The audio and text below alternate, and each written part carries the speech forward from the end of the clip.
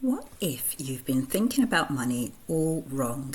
What if making money wasn't just about working harder, grinding longer hours, or following yet another financial strategy you found on the internet? What if the way you feel, the way you focus, and the way you direct your energy each day could literally shape your financial reality? That's the central challenge that is in the Creating Money by Duane and Sanaya Roman book. It puts to readers, and it's a challenge worth taking seriously. Most of us were raised with a very mechanical view of wealth. It was spend less, save, invest, repeat. And while these practical pillars are absolutely matter, this book argues that they're only half the picture. Beneath every financial outcome, there's an energetic psychological foundation that either supports or sabotages everything you're trying to build. In this breakdown, we're going to look at 7 of the most powerful concepts that's in the book. Concepts that challenge many of the assumptions you may have carried about money your whole life. The results people report when applying these principles are hard to ignore. And at the end, we'll pull everything together into 3 concrete action steps that you can start using today. Not someday, not when you probably feel ready, but let's start today. Let's begin shifting your relationship with money in a meaningful way. So let's look at concept 1, money is energy.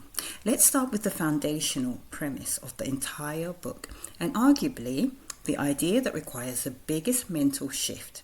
Money is energy. In practical terms, what this means is that money isn't simply a static object that you either have or don't have. It's more like a current, something that flows, moves, responds, and circulates. Think about how money actually behaves in the real world. It moves from person to person, through exchange, through value creation, through relationship and trust. It pulls where attention is focused, and it drains away when it's ignored or mismanaged. The book's deeper argument is that your internal state, your thoughts, your emotions, your dominant beliefs acts like a kind of magnet field that either attracts or repels financial flow. This isn't magic. It's the very practical reality that your mindset shapes your behavior.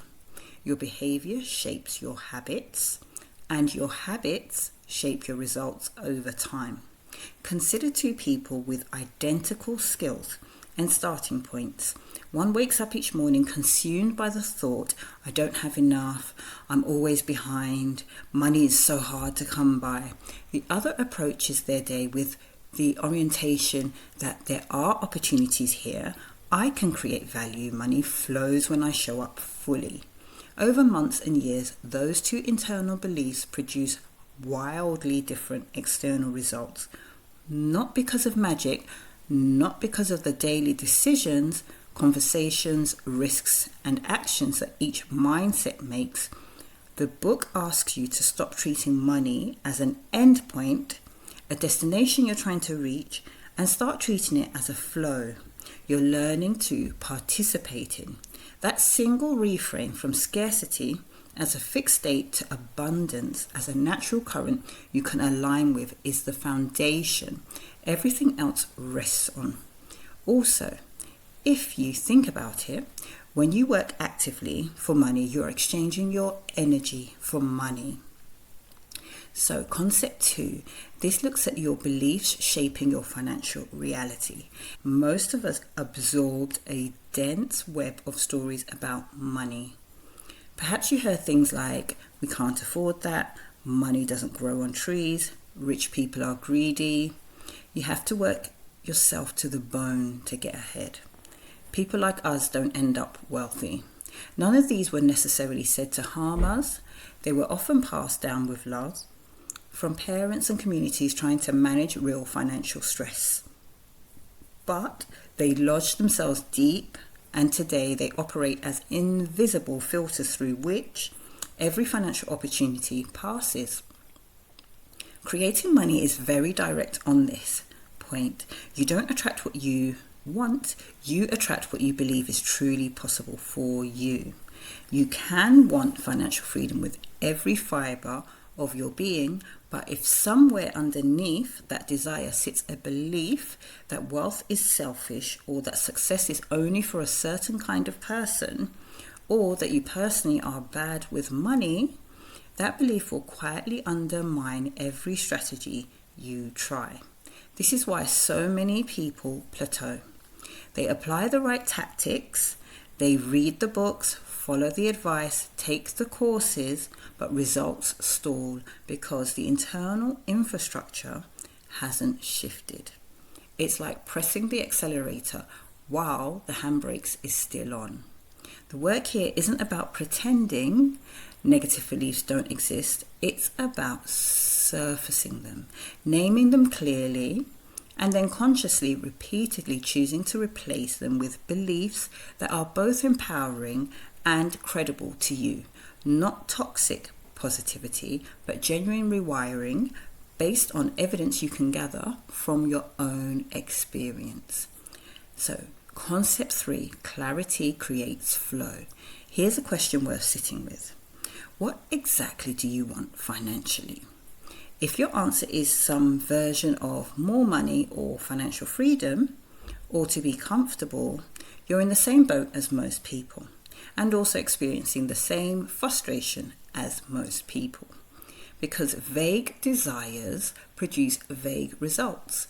Creative money places enormous weight on clarity as a practical financial tool. The premise is that the universe, or your subconscious mind, or the social network around you, depending on your worldview, can only respond to specific signals. When your intention is fuzzy, the response is fuzzy too. When your intention is sharp, precise, and detailed, you start noticing things that were always there but previously invisible to you. The conversation that could turn into a client, the idea that's been sitting at the edge of your thinking, the opportunity hiding inside a problem. This is consistent with what we know about how the brain works. The reticular activating system, the filter your brain uses to decide what to notice, is literally trained by what you focus on most intently. When you define a specific financial goal with precision, your brain starts scanning your environment for anything relevant to that goal. It's not mystical, it's neurological. So instead of saying, I want to make more money, the book encourages you to ask, how much specifically, name the number, by when, give it a time frame, and for what purpose. Connect it to something real in your life. A debt paid off, a home purchased, a business launched. That level of specificity creates what the book describes as a signal, a directed beam of intention that focuses your energy, your awareness, and ultimately your action in a way that broad wishes simply cannot. Clarity isn't just motivational, it's functional. It is the language of the book, one of the primary ways we create the conditions for money to flow. Now, let's move on to concept 4. Focus expands results. Closely related to clarity is the principle that focus expands whatever it's directed toward. And this cuts both ways in a way that most people don't fully reckon with. Think about the average week for someone who feels financially stressed. They wake up and immediately think about bills. They scroll through their bank balance with a knot in their stomach. They spend mental energy calculating what they owe, rehearsing their financial anxieties, and rerunning conversations about money that didn't go well. By the time they're going about their day, they've spent a significant portion of their most alert, creative morning energy, their prime cognitive bandwidth, reinforcing a story of lack and limitation. The result: more stress, more contracted thinking, fewer creative solutions noticed, fewer risks taken, less energy available for the kind of bold, generative action that actually changes financial trajectories. Creating money isn't asking you to deny that bills exist or pretend debt isn't real. That isn't realistic. It's asking you to deliberate about where the majority of your focus lives, because what you focus on doesn't just describe your current reality, it actively shapes what you're looking for, what you act on, and what you create going forward. When you train your attention toward opportunities, you begin to notice a different landscape. Ideas surface, connections become visible, solutions that were always available to start feel accessible. You are what you consistently focus on and therefore consistently act upon. Now, looking at concept 5, purpose attracts prosperity. There's a subtle but profound shift that creating money keeps returning to, and it's one of the most practically useful ideas in the entire book. The shift from how do I make money to how do I create value. These questions feel similar, but they lead to completely different places. The first question is transactional and self-orientated. It positions money as something to be extracted. The second question is generative and outward facing. It positions money as a byproduct of something meaningful you're offering to the world. The book's argument is that money flows most easily, most abundantly, and most sustainably when it's tethered to a genuine sense of purpose. This makes deep psychological sense when you're working towards something that matters to you. Your motivation is intrinsic rather than forced. You persist through setbacks more readily. You innovate more creatively. You communicate with more conviction, and people can feel that difference. Consider the businesses and careers that generate real, lasting wealth. Almost without exception, they're built around solving a real problem, meeting a genuine need, or creating something that others find genuinely valuable. The money is the reward for that value creation, not the goal in itself.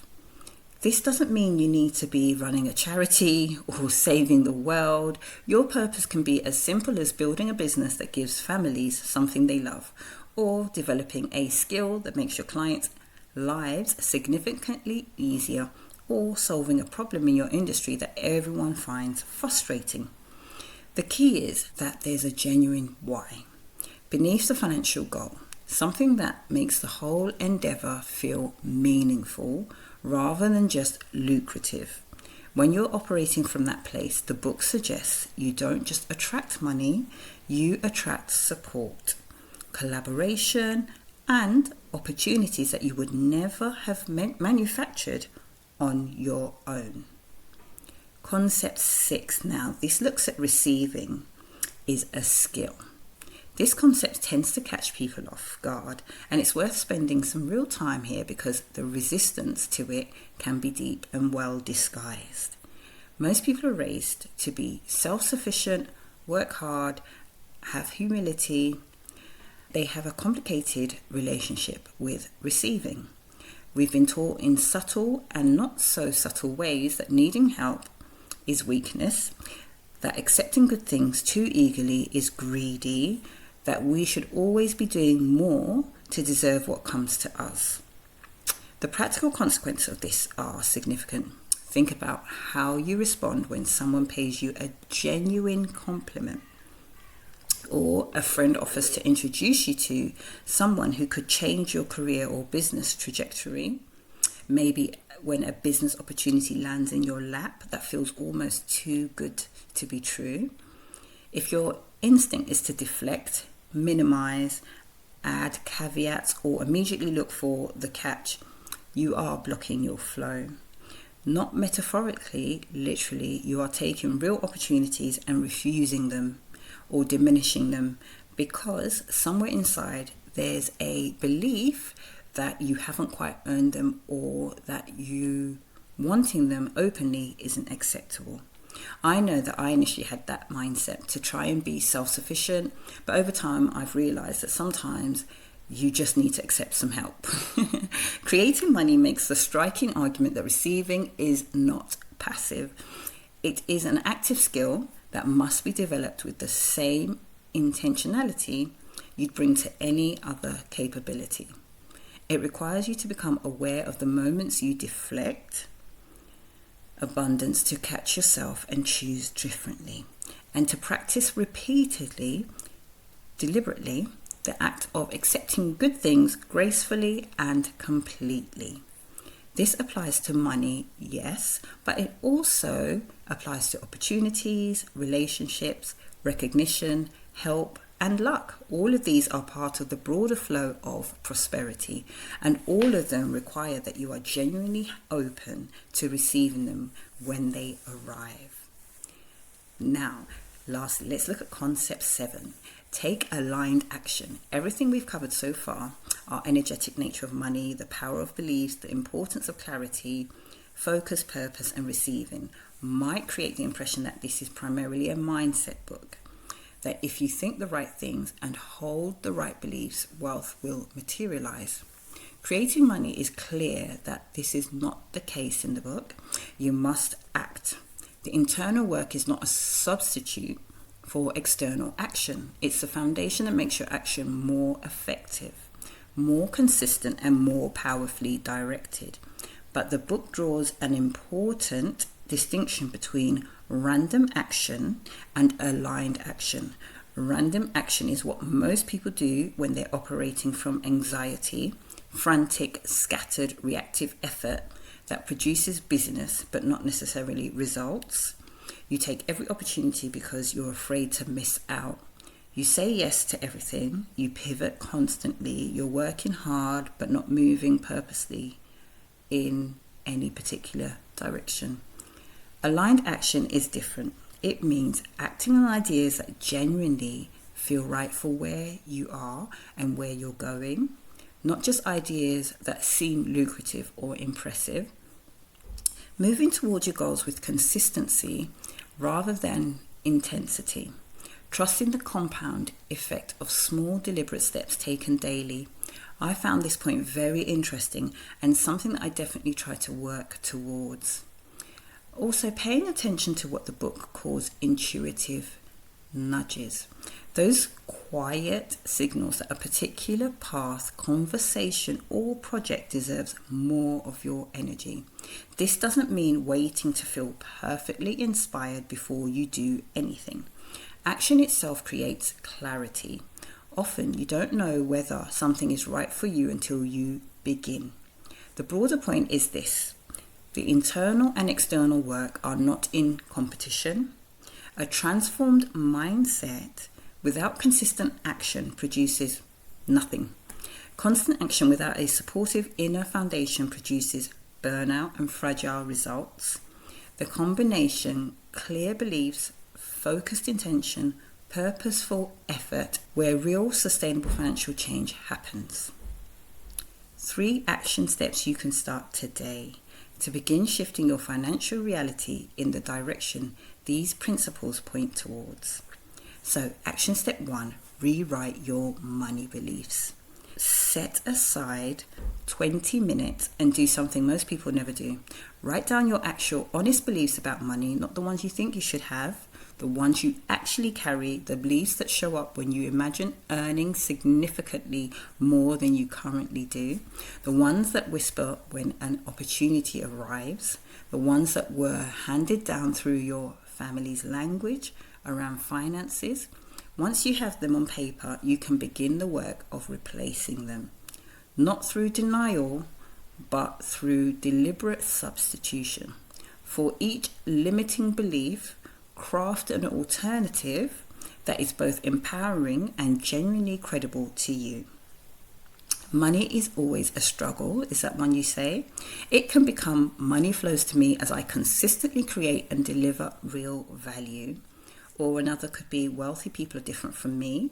Becomes the difference between where I am and where I want to be is learnable and buildable. Every intentional step I take compounds into meaningful progress over time. Read these replacements daily as a ritual, but as an act of mental training. You are literally rewiring the default language your brain reaches for when it thinks about money. Now, action step 2, get specific about your financial goal. Choose one financial goal that matters to you right now, not a vague aspiration, a specific concrete target. Write it down with 3 defining details. 1, the exact amount, not more money or enough money to be comfortable. An actual number, whether it's a monthly income target, a savings milestone, a revenue goal for your business, name it precisely. 2, put a time frame to it. By what date do you intend to reach this? Give it a deadline. That's ambitious but realistic. 3, the purpose. Why does the number matter? What does it change? What does it make possible? This is the piece most people skip, and it's the one that provides staying power. When the path gets difficult, once you have those 3 elements, write them somewhere you will see them daily. Put them somewhere they become a regular part of your mental landscape, not an aspiration you revisit occasionally. Action step number 3. Take one aligned action today. Not this week, not when you feel more ready, but today. Look at the goal you've just defined and ask, what is one step, however small, that moves me meaningfully towards this? It could be sending a message to a potential client. It could be registering for a course that develops a skill you know you need. It could be having an honest conversation about money that you've been avoiding. It could be restructuring 1 hour of your day to work on something that matters rather than something that's merely urgent. The specifics matter far less than the principle. Momentum is more valuable than perfection.